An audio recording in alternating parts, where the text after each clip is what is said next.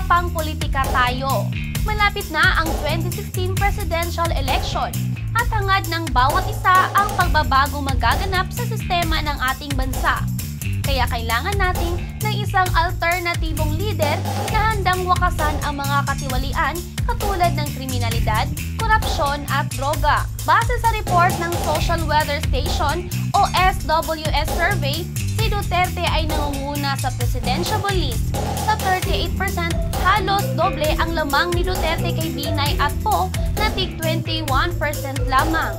At ayon kay Professor Antonio Contreras, isang political analyst, ang mga dating botante ni Po ay lumipat na kay Duterte.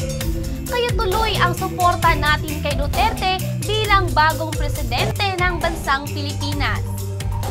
Ito po si Jezebel Sanchez para sa Prime TV Update.